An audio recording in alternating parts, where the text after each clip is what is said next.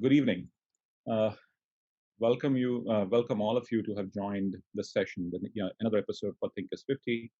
In fact, we are in the middle of a very somber situation in India right now, and I thought I must pay my respects and homage to people who are losing their lives. I think it's been a terrible time in India. We are going through a very tough phase, and I pray that all of us get out of this unscathed and each one of us actually are safe and sound, and that's where it is. In fact, it's been a terrible day for me since morning. In fact, I lost my favorite uncle today, a few hours back because of COVID, and I can see that it's a terrible situation around.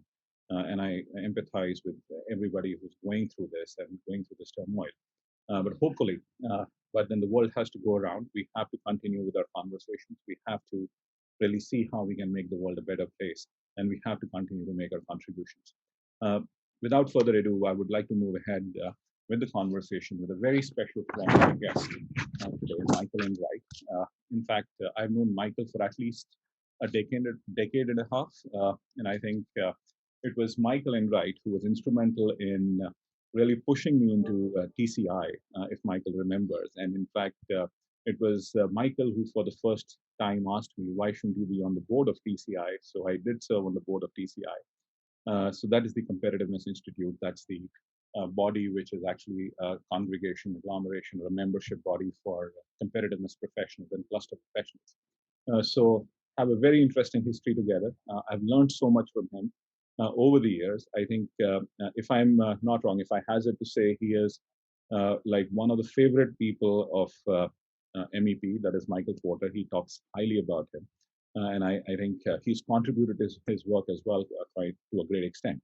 But at present, he is a professor or professor in global business at Demore McKim School of Business, if I get the pronunciation right, based in Boston. Has a beautiful family, three daughters who are all going through their education. The elder one has done her program at Harvard. The middle one is doing her program at Harvard, and the younger one is still in high school. So that's what he is. And of course, he's worked extensively on issues pertaining to competitiveness, regional economic development, and international business strategy. Has been a professor in Hong Kong University. Has done some tremendous work across the board. And of course, like, we've had some amazing conversations, but without further ado, I have to go into this. Michael, thanks a lot for joining us today. It's been a pleasure and honor to have you today with us at this interaction. Thank you, Ahmed. It's always a pleasure to be with you. Although, again, as you indicated, it's a very somber time in India and the rest of the world. Yes, we have known each other for a long time, and we both have the distinction of having hosted the global conference of the Competitiveness Institute in different years. And one of the reasons why I was pushing to get you on the TCI board, the Global Competitiveness Institute, is that I really admire the work that you're doing. And quite frankly, the work that the Indian Competitiveness Institute is doing is in many ways a benchmark for other people looking at competitiveness around the world.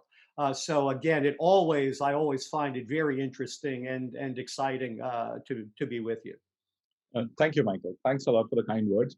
But let's get here started with the conversation. Michael, what we are seeing in the world today is something stunning. The world has come to a standstill. We are going through a massive turmoil, and it has its own implications on how the globalized world functions.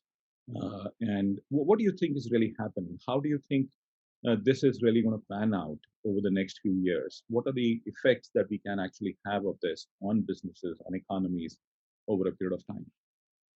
Well, I think there are a number of things going on. I mean, clearly, COVID is around the world. It's affecting everyone, and it is one of the downsides of globalization. Because however it started, the pandemic spread through a global transport network that connects virtually all countries. And again, as you indicated, I mean, my heart goes out to all my friends in India who have suffered, lost friends or family members, and are having their lives and livelihoods disrupted. And around the world, COVID is forcing countries to make difficult choices, not only domestically, but also in terms of how connected with the rest of the world that they want to be or even can be. Um, and in my view, when it comes to COVID, what happens in India is actually of critical importance to the rest of the world. In addition to my professorship, actually over the last, I just relocated to the US in July of last year. And for the previous 24 years being based in Asia, the vast majority of my time has actually been spent as a consultant to governments on economic development and to major corporations on their international strategies. And when we work with our corporate clients on their response to COVID, we had predicted that in the developed world, there would be at least two major waves, and that in a number of developing countries, what would happen is that we would wind up with a situation where COVID becomes virtually endemic. And unless a country has the public health system to really get on top of it to the point of almost eradication, that these countries would serve as reservoirs. And as long as there were significant reservoirs of the disease, that it would dramatically impact travel, trade, just how business is carried out over the long term. And in fact, one of my fears now, which not a lot of people seem to be talking about, is that if these reservoirs of COVID persist for long enough, there's a chance that a new strain will emerge through the mutation process that may actually not be protected with the current vaccines. And if that takes place, then the entire world is virtually back to square one. So, I mean, in my view, if India in particular, but other developing countries need help in managing the crisis, ask for it because the world has a clear stake in getting this disease under control. And again, you know, what I see with regard to COVID is that we will have ongoing restrictions on travel. We hopefully will wind up with countries that where vaccination is sufficient enough to allow some travel and interaction. That in other places, from a business standpoint, there'll be a certain ability to do business remotely, as has exploded. But again, as long as the pandemic persists and until we can get really massive portions of the world's population vaccinated and safe, it's going to continue to take an ongoing personal personal toll, healthcare toll on countries around the world. Michael, I'm sure you must have looked at some data around this as to how long this would last or how long vaccination would take. Well, what's your view as to when do you think before this becomes an endemic and we have time to stop it? Like at what point in time this certainly goes into a different oblivion or a different situation? Yes, the short answer is nobody knows. And the reason for that is I think at this point in the US, roughly 30% of the population has received at least one uh, injection of the vaccine. I think in India, it's under 2%. So we're talking about, you know, billions and billions of people that have yet to be immunized. And although the vaccines on the market today, at least the first indications are that they're effective, the reality is we don't know. And we don't know if the virus can mutate at a rate that will outstrip our ability to vaccinate. Clearly, just over the last couple of months, there have been strains that have emerged that are more contagious than the original virus. And whether or not it continues to mutate in that direction is a major cause for concern. And quite frankly, no one knows the answer to that. But just to add to your point, like India is close to about 10% for single dose and about 2% for both the doses or fully vaccinated people. So hopefully we are able to really push it forward. But going back to a very important point that you were saying, like as you would always say, like globalization is something which can be a tool for great good. And of course, there could be challenges. Like what we are really seeing is COVID is an example of how globalization can actually have an impact or how travel can have an impact. But I think this problem can only get solved through global endeavors as well. It is not something which is an individual effort or it is going to be one country solving it. How do you really see this globalization coming forward or resolving this problem into the future? I think that with COVID, it's coming in stages because given the nature of domestic political realities, the countries that can are ensuring that their citizens are vaccinated before worrying too much about the rest of the world. And so my hope on that count is that, in the developed world, there'll be a movement as fast as possible to get the bulk of the population vaccinated to the point where the officials feel more comfortable and more politically comfortable with thinking more globally.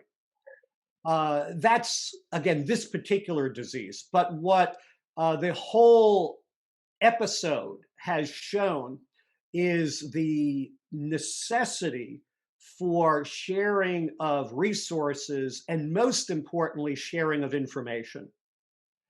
And quite frankly, I'm not sure that that's a lesson that is going to be put into effect because there are countries around the world that, for their own reasons, don't share information.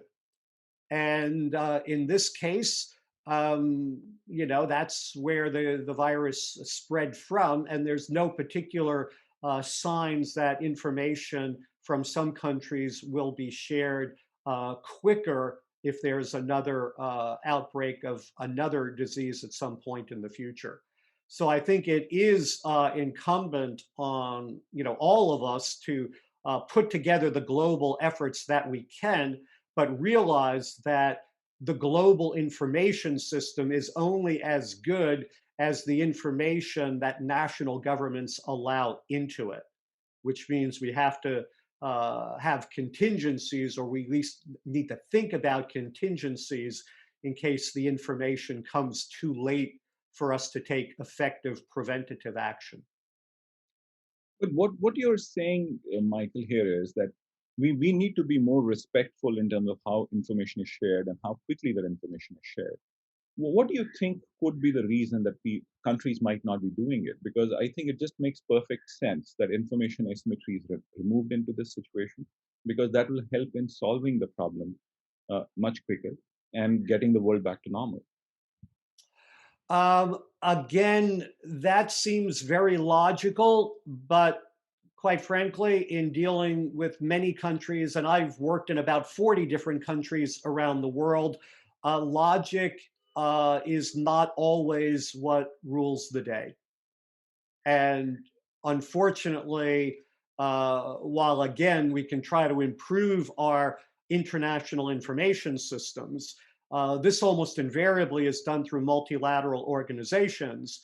And if you've ever been inside some of these multilateral organizations, they can only move at the speed and the direction that the individual member states allow them to move. So the multilateral system, such as it exists, is the best we have, maybe, but it is imperfect and it's not going to become perfect anytime soon. Mhm. And so, Michael, as we are really looking at the situation, like it also seems that the global order is due for a change. There could be huge sets of changes that might actually happen. Because if you really look at during the last pandemic, like when the Spanish flu happened, followed by the world wars, there was a new, what I call, a set of institutions that came up. There was a new global order that came up, which has been there with us for a long time.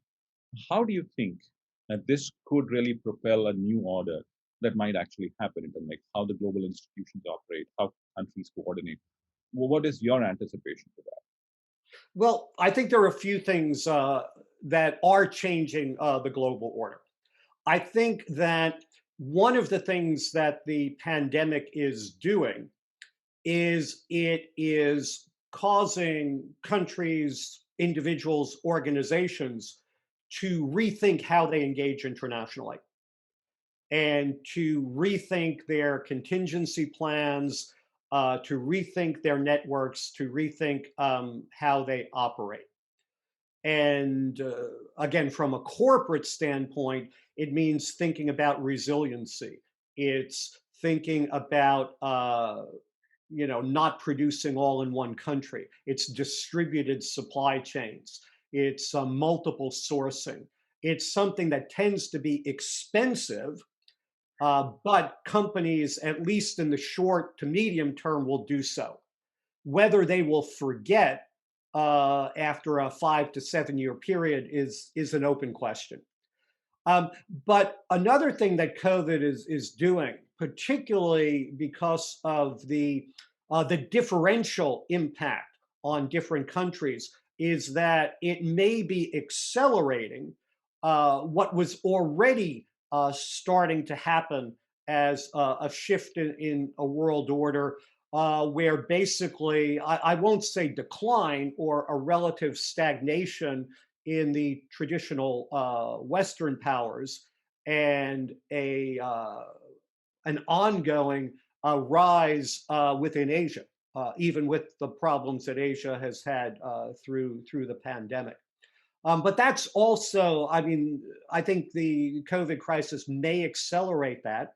It's also potentially accelerating a decoupling and a regionalization rather than globalization of the world economy. And again, I'll speak in areas that I'm more expert on. If we combine that, for example, with the tensions that we see between the US and China and China's emergence, that on its own is clearly something that is shifting the balance. Because the tensions, of course, predate COVID and they predate Donald Trump's election. A lot of people place the US China tensions and this notion of potential decoupling with Trump's election, but it actually goes back years earlier. I mean, China announced its Belt and Road Initiative in 2013 and its Made in China 2025 program, which basically aims for China to achieve world leadership in key industries and technologies. That announcement was in 2015. And both of those are efforts designed in part to increase China's independence from Western markets and technology, but also to increase its influence in the rest of the world. So China basically started down that road of decoupling years before Trump was elected. It's just that people really didn't talk about it until Trump made it an issue. And even there, actually, decoupling isn't the right word. I've been studying, as you know, China's economy for nearly 30 years now.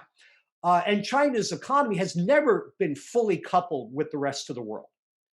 Yes, China's opened substantially since 1979, 80, but it's still among the most closed economies in the world for trade in goods, trade in services, and for foreign investment.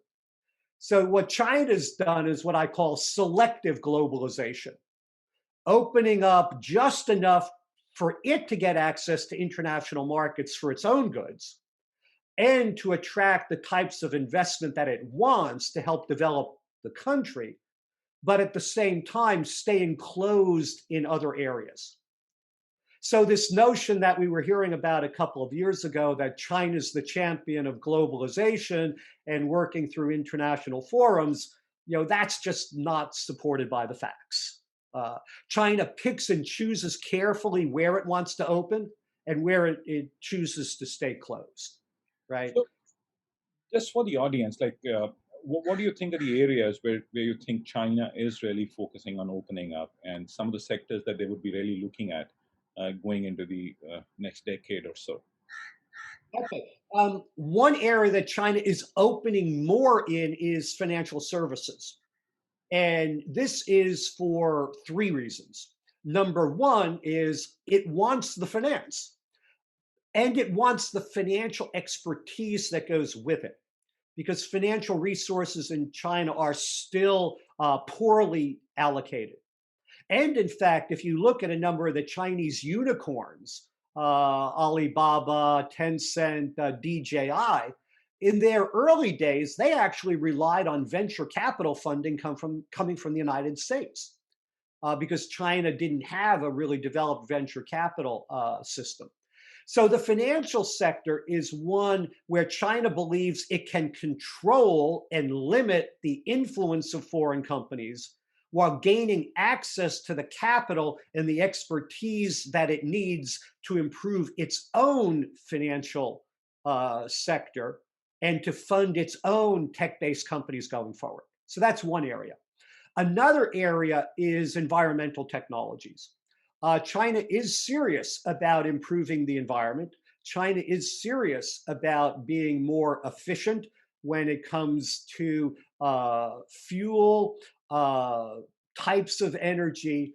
And so companies that are in environmental technologies or energy efficient vehicles are finding an open door. I mean, Tesla was allowed a 100% foreign owned auto company in China, and it's doing pretty well. And it was allowed to do that because it was seen as bringing a more advanced technology that China wanted to have in country and wanted to learn from.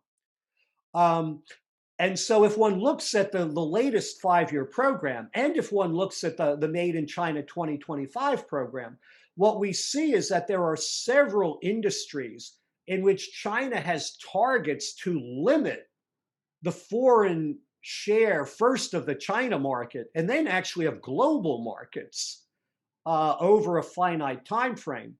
But in order to get there, and in sectors, industries, technologies that China doesn't believe it has a realistic chance at present as emerging as a leader, it's actually being quite encouraging. So when people ask me, is China opening or is China closing? I say yes, because it's done on a very sector specific, almost case by case basis. There were some sectors that were closed in China 20 years ago that then China started to open up, that China is now closing back down on because it feels it doesn't need the foreign companies or that it's critically important that China becomes self-sufficient. Uh, so in fact, the 14th five-year program, which was just released in early March, is a program for opening in some sectors and trying to make China much more self-sufficient in other sectors. So that's a very interesting thing. But just one point, like the rise of China, uh, which is important for their population without a doubt. Like it has brought prosperity to its people. But then it is also being seen or perceived by many countries as a global threat or a security threat. Why does that actually happen? How do you really uh, make make people understand that it is about the rise of an economy? Why should it be perceived as a global threat, or there is something more to this? Well, I think that, again, there are two sides of a coin. China, through selective globalization, has done enormously well. And in fact, our estimates in my 2017 book that we wrote on foreign investment in China was that the system, including the supply chains, distribution networks, et cetera, driven by foreign invested enterprises, accounts for about a third of China's economy. So it's massively, massively benefited. And foreign companies have benefited as well. In some of GM's difficult years, more than 100% of global profits were actually made in China. So it's not been a one-way street. And there has been a lot of good that's come out of that.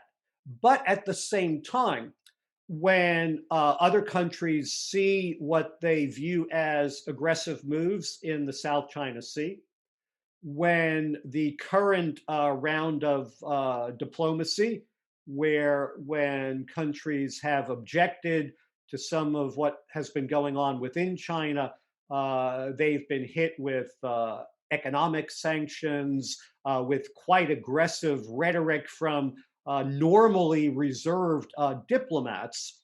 They view the peaceful rise of China as a hypothesis, not a conclusion. Because the fear is that China, with respect to most other countries, although I'm sure the view in India is quite different because of territorial disputes that are long-standing. Countries who don't have territorial disputes with China have viewed China's rise as largely peaceful, but at a time when China knew it could not stand up militarily against the US in particular and the West in general. And when China reaches the point that it can, then the question is, will China's behavior change?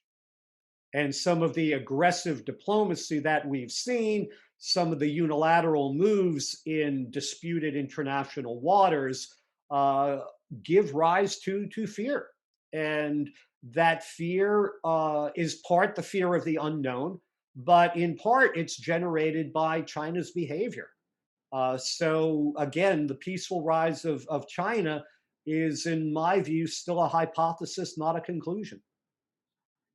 And so if you say it is a hypothesis or what, but then there is also this thing called the quad that is emerging. So you have India, US, Australia, and Japan trying to come together. So that could also be seen as something dangerous by the Chinese, right or Um, wrong? well, yes, in that again, if you sit in Beijing and not think about the China threat, but the U.S. threat, you have the US with military allies and bases in South Korea, in Japan, within easy reach of China. You have a US Seventh Fleet that could shut down China's oil imports from the Middle East in about 45 minutes if it chose to. And you have, from time to time, you have politicians in the US standing up and talking about the internal situation in China and the desire for regime change.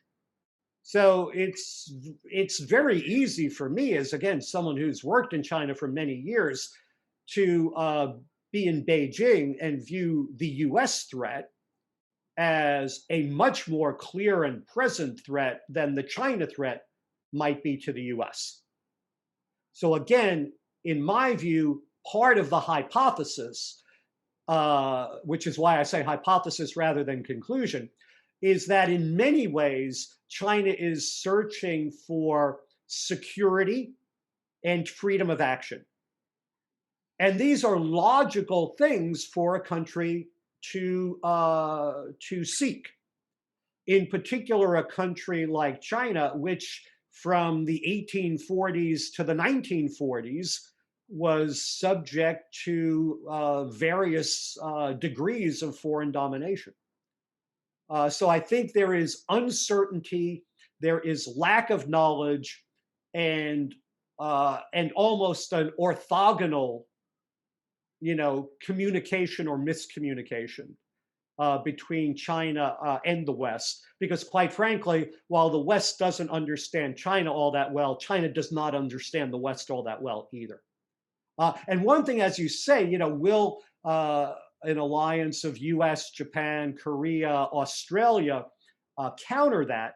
And that's both economically and politically, right? Because the Belt and Road Initiative on China's part is in part an initiative to have greater economic cooperation and interaction with its neighbors, but it's also an effort to increase geopolitical influence.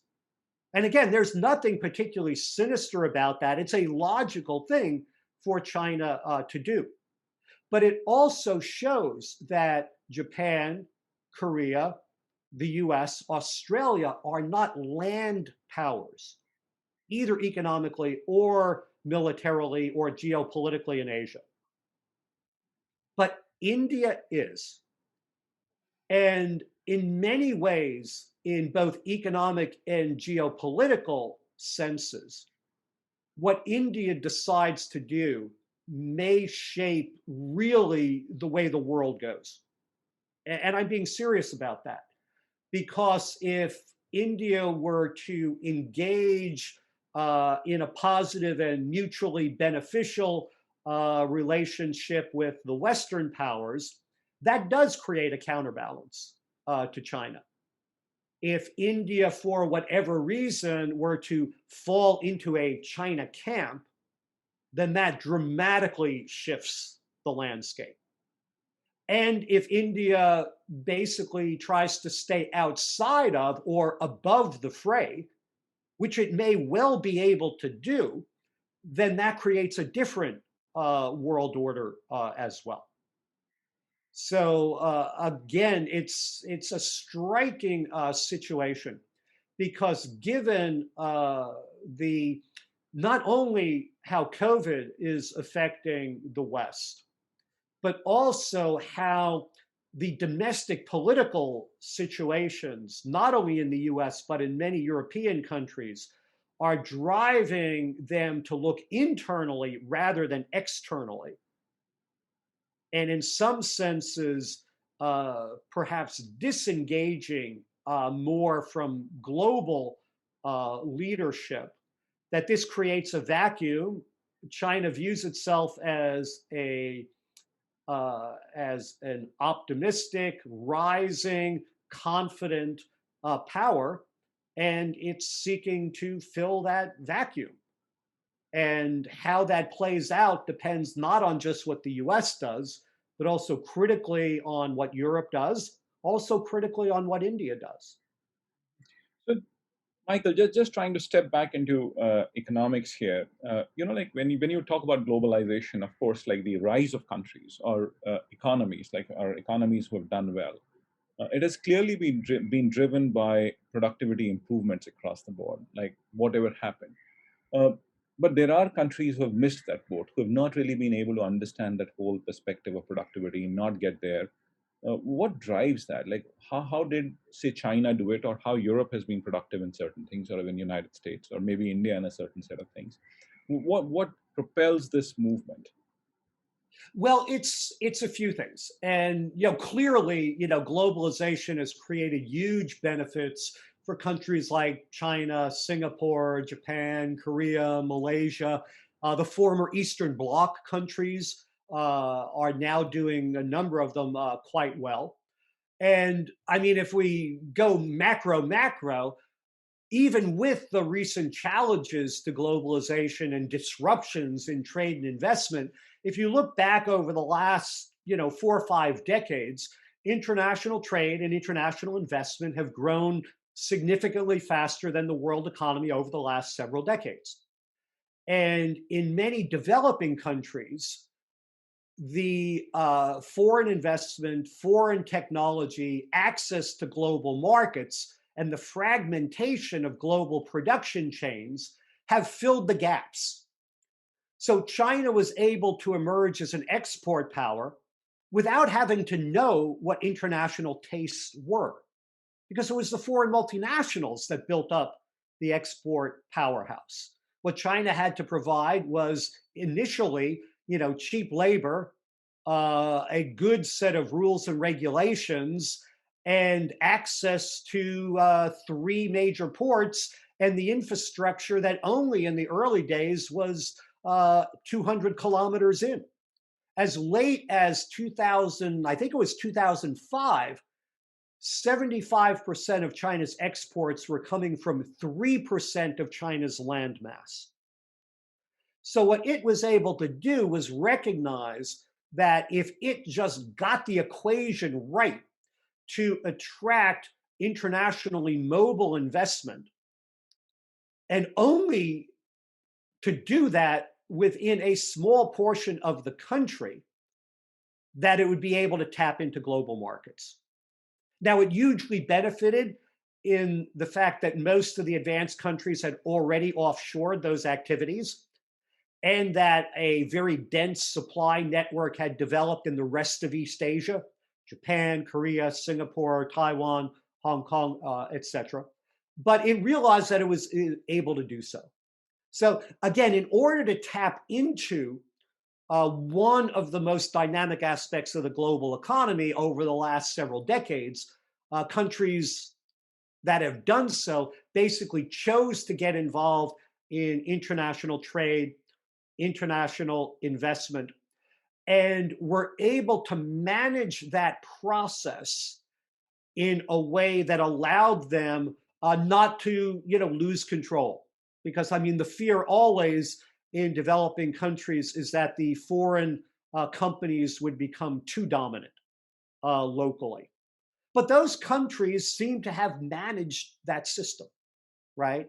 And again, as I mentioned before, our estimate is that as of 2014, it's gone down a little bit since then, but roughly a third of GDP was traceable to foreign companies, their supply chains, distribution channels.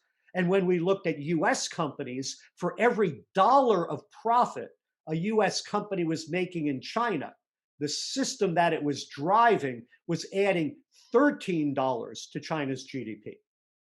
Okay. So that's the upside.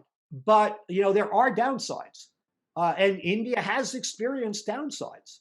It's experienced downsides in terms of environmental damage and human catastrophe, in terms of workers' rights. So India has certainly experienced the downside, but also India historically has not been as open to the upside.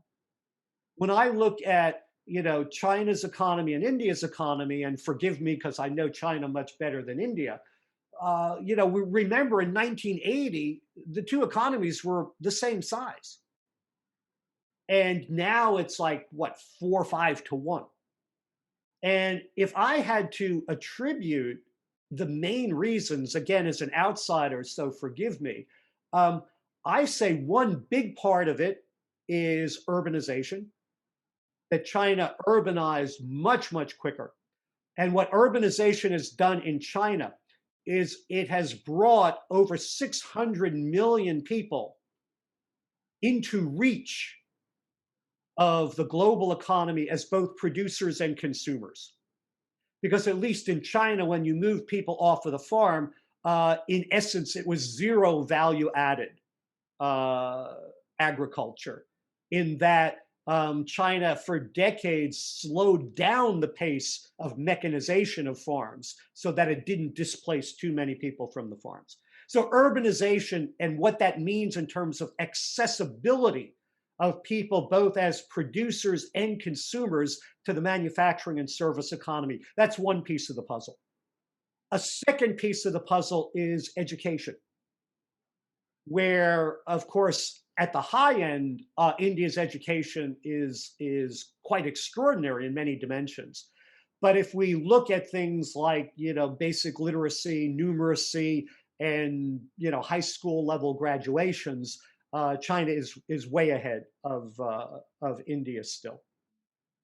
A third thing was selective openness to foreign investment, and the ability, in part perhaps because it's a single party that's been in power since 1949, but the ability to have a long-term strategy that allowed China to bring in foreign investment, foreign companies, learn from that process without losing control. Uh, and I think that that has been one of the things that that other countries, even if they have a different situation and therefore have to have a different strategy, can learn from China, or even from countries like Malaysia, that foreign investment can be introduced without losing control if it's done carefully. So, but just two curious questions here from your comments, Michael. One was that, of course, you've said urbanization has been a key driver. But then if you really look at in India, 30% of India is urbanized, China more so. But then, of About course, as you said, 60% in China today. yes. But And then it was China's only about 18% back when China started to open the economy. okay. So it's the slow pace of urbanization. So what you're really saying is that urbanization does create very strong agglomeration effects for enterprises to really come in. Absolutely. Okay. So that was one thing, and then the other thing, like what you've said uh, is selective opening up of economy and things. Like, how can India learn from this? India has recently started thinking about like how it can actually look at China, how it can learn from China. But then, if you really look at as you said, 1:5, India is probably 2.5 to 3% of the world economy. China is close to about 10 to 11%. The divide is absolutely yawning, and at the same stage. Uh, but it just simply cannot be a question of urbanization. There has to be something else that was happening there, or just selective opening. Was it about the bureaucratic processes? Was it about policy? Because India has had some continuation of policy for the last 25 to 30 years on how India needs to really move ahead. So, what was that something else as well? Well, it's a few things. It's been a continuity of policy, but it also has been consistency of policy from the national to the provincial to the municipal governments. And again, because it's a one-party state. And of course, in India, the world's largest democracy, as companies look at India, they look at the different Indian states very, very differently. And again, in your work, you've highlighted many of the differences in terms of level of development, infrastructure, but also in terms of whether business as a whole is, more welcome or less welcome. That still varies. Again, my clients, when they look at India, they look at India uh, as a number of almost different countries when it comes to the operating environment and just the receptivity. So that's part of it. Another key part of it in the early days for China was Hong Kong, because Hong Kong was a place where the foreign investors were already quite comfortable, and uh, and Hong Kong provided a very easy access point to China, and India doesn't have a Hong Kong. It really doesn't have as globally a connected city within India as Hong Kong is and has been. And for some people tell me that they go to Dubai in order to get that type of connectivity linked to India. So that's part of it as well. Um, Another part of it is the the East Asian system. China is enormously or has enormously benefited from the fact that its near neighbors were one, two, or three steps ahead of it on the ladder. So that activities that used to be done in Japan and then were done in Korea and then were done in Southeast Asia were already in the region and could be easily transferred to China. You could transfer the assembly activity in manufacturing to China without having to transfer the entire supply chain. And India, again, is in a very, very different circumstance in terms of its neighbors. You don't have on your doorstep Japan to provide high end components and technology, and to have Japanese investors be able to come in and manage very easily, or Korean investors one step or two steps ahead of China on that development ladder that were able to show, in a sense, China the ropes. Or Southeast Asia, where a lot of the assembly used to do, that was getting to be a bit more expensive just as China entered the markets. So you don't have the same neighborhood. And you're not likely to have that same neighborhood.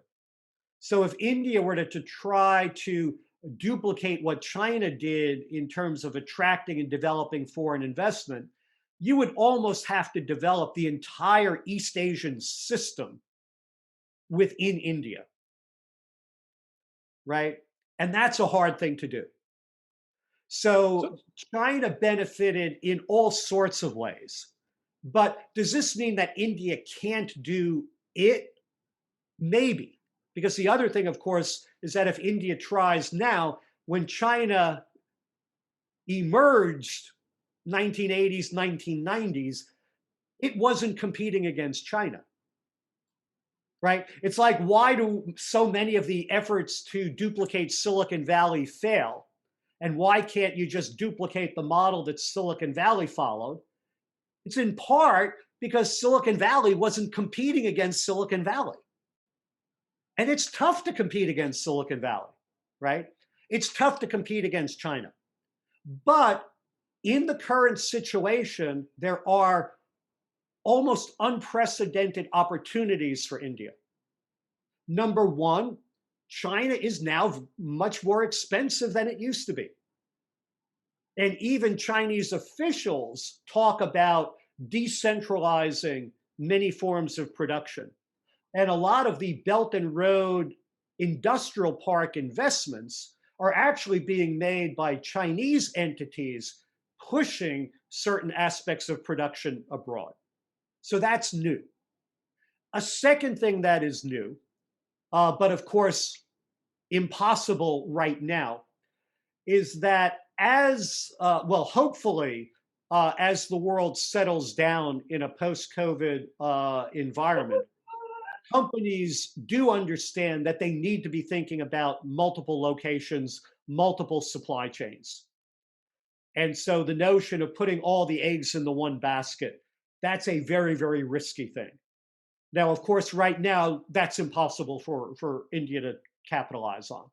But in the future, India may be one of the few places that could absorb some of the manufacturing, second and third supply chains.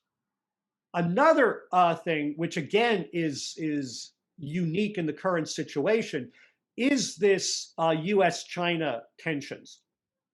And in a number of sectors, we are likely to see a bifurcation, a China sphere of influence and a Western sphere of influence. And that opens, again, potentially vast markets for India.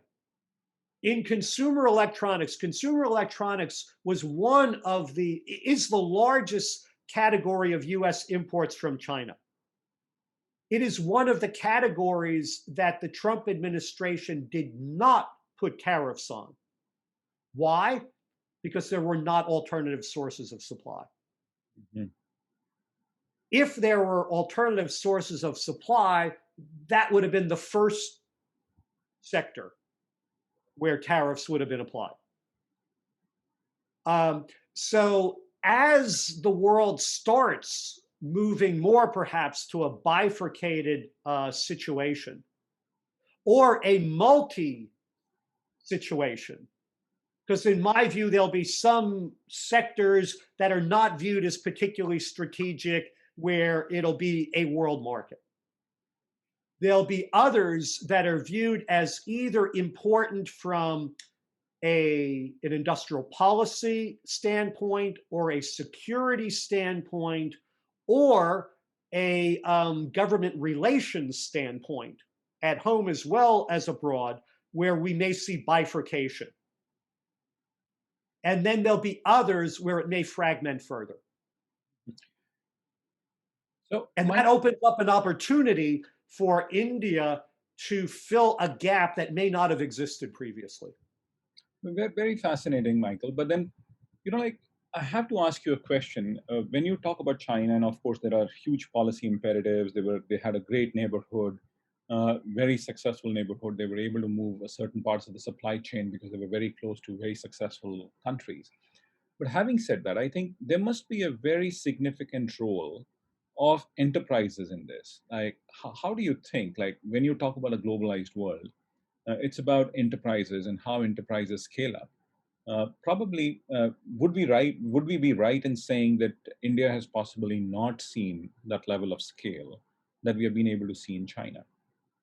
Oh yes. I mean, that's straightforward. I mean, what we have seen in first off, with respect to the foreign companies, um, the investments, of course, in China absolutely dwarf what's gone on into India.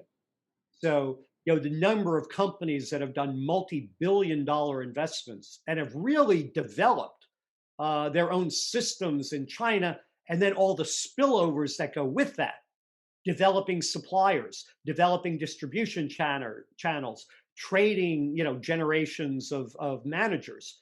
That is now, of course, very far advanced in China.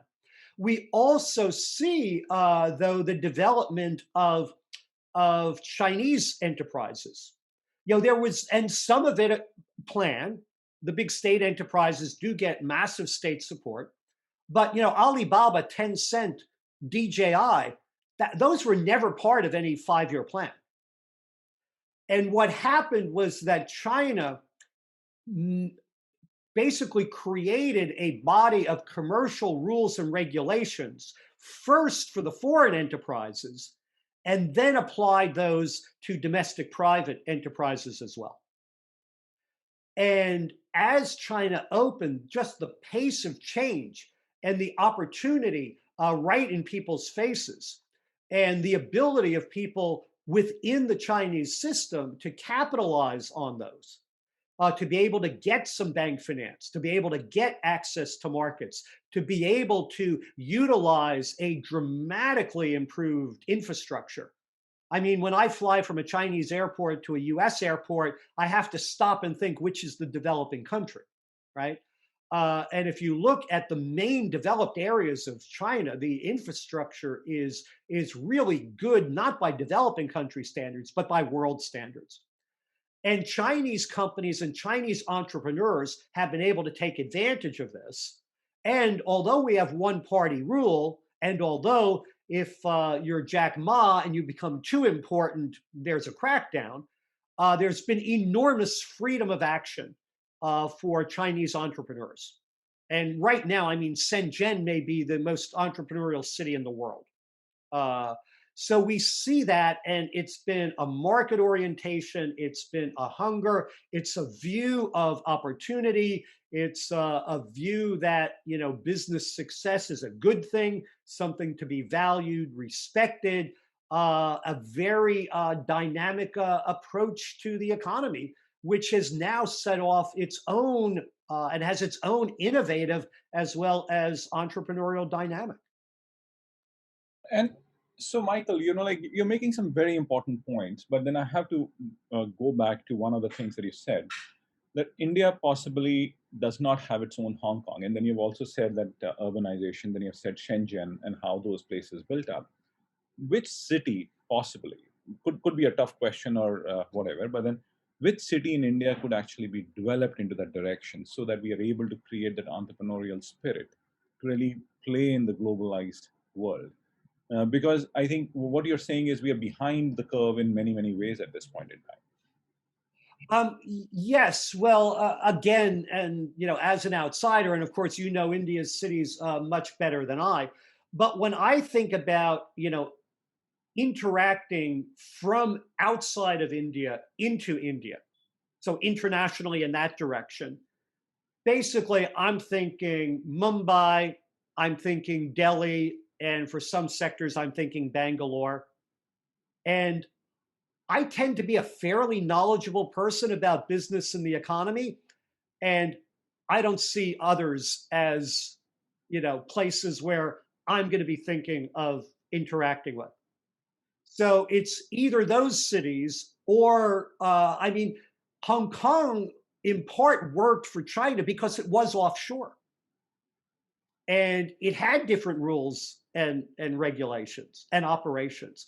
And I do see companies thinking about, accessing India in part through Dubai, which is very interesting.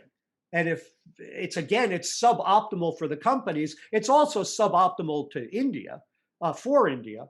But again, anything that allows one of the lead Indian cities to become more internationally connected, more internationally receptive, um, easier places to live for foreigners. Um, all the dimensions. Anything that does that can only be an advantage for India. But at the same time, um, it's also going to either rise or fall with the attractiveness of the local market, the attractiveness and the capabilities of the local workforce, the existence or non-existence of world-class infrastructure, and a politically supportive environment at the national, state, and municipal levels. Mhm. And Michael, you've made such very interesting insight with that one point, which I believe becomes a very strong, what I call reason as to how the globalized world operates, or that actually gives a lot of credence to how the system operates, and that's IP. Uh, and given there have been many acquisitions on China at points in time, but of course, if you really look at IP itself, IP is an important factor as to how enterprises function. But there is also a thing that has happened because of the pandemic, and suddenly people are talking about IP waivers and so on and so forth. How do you really look at this whole landscape in a system which is one driven by China, a lot of acquisitions against it, but then there is this pandemic. How do you think this whole IP debate would actually open up? Because that could be a very important factor as to how enterprises really move forward.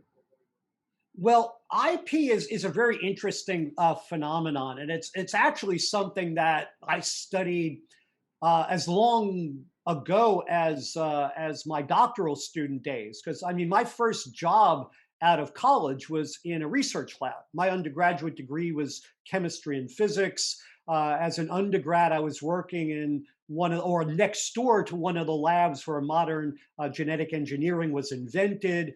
I spent my first 4 years after college doing corporate R&D. So it's something that I've looked at. And one of the things that's really interesting is that countries tend to protect IP once they start generating IP that they believe is commercially valuable.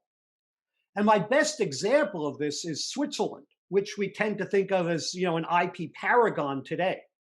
Well, the Swiss chemical and pharmaceutical industry were founded in the 1850s by people who fled Germany and France to get around the patent laws. And they settled in Basel, which was right on the border of both France and Germany. And that was the 1850s. And it wasn't until 1906 that Switzerland had a patent law at all. So it took Switzerland in the chemical, and it was pushed in the early days. The lack of a patent law was what the chemical and pharma companies in Switzerland wanted. But by 1906, they had developed the capabilities and their own intellectual property, and they said, hey, we want to protect it. So in China, the lines that I always used to use is, when I arrived in China for the first time, one of my Chinese friends said, you foreigners don't understand that in China, rather, copyright is two words, not one word, right? So it's copyright rather than copyright. And my second favorite line was the first pharmaceutical patented in China that was a product of modern genetic engineering was actually patented by a military hospital in Shanghai. And it was driven from the market within a year by 20 local knockoffs. So the notion there was if the PLA couldn't get protection for its intellectual property, good luck for the rest of us. But as China is now getting to the point where it is developing its own intellectual property and wants its intellectual property protected globally, it is becoming more open to protecting foreign intellectual property in China. And it also realizes that lack of intellectual property protection has been probably the main stumbling block to foreign companies putting more research and development into China. So China's not going to become a paragon, overnight, but it is evolving, and it's evolving purely in a self-interested fashion.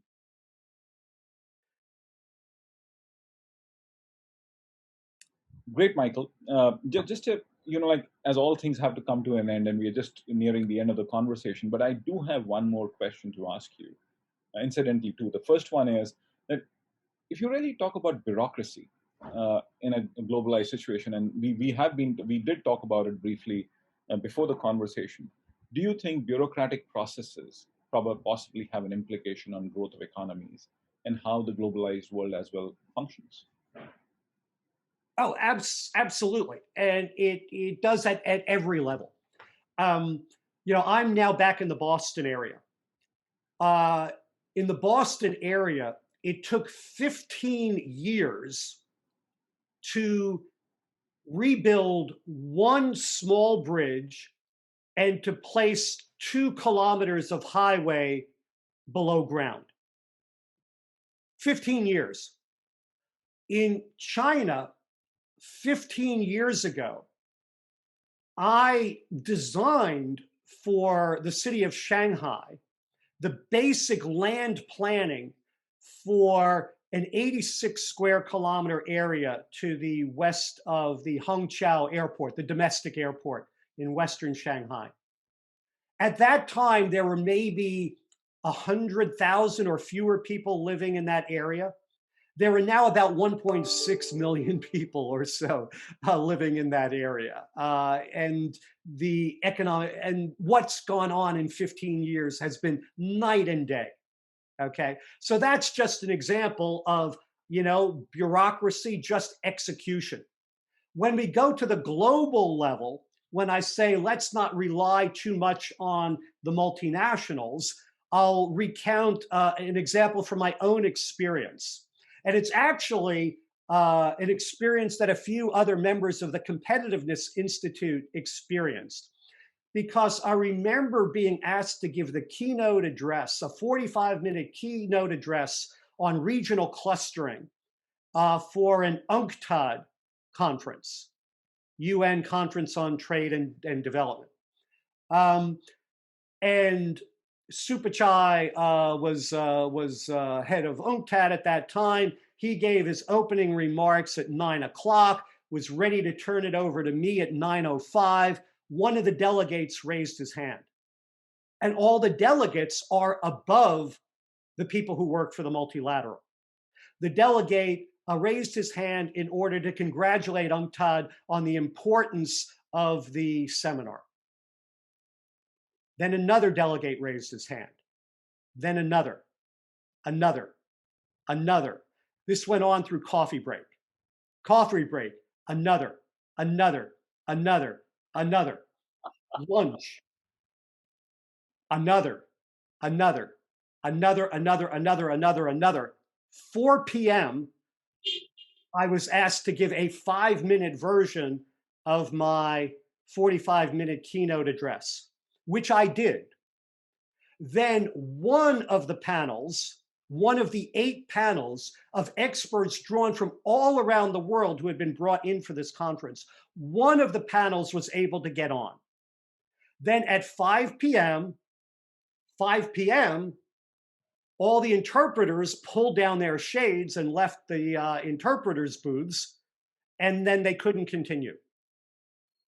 So this was multilateral bureaucracy. So we need to hope, we need to work through the multilaterals when we can, but we need to understand that that's the least efficient mechanism in this universe to get things done. So we have to, at a national level, try to get things done. We need to try to get things done with like-minded countries around the world where we can. And we need to use the multilateral forums when we have to. Oh, very, very interesting. But then, just on a curious side note, like, how would you really rate academic bureaucracy in this picture? Well, perhaps since I'm now employed by a university, I shouldn't say so. But I'll say, of course, with my university and the ones that you're involved with, I'm sure that they are exceptions. But when I tend to talk to people about university bureaucracy, I tend to say, think about corporate bureaucracy, then think about government bureaucracy, then remove accountability, and that gives you university bureaucracy. But university bureaucracy is still a lot better than multilateral bureaucracy. I At least also, now we are.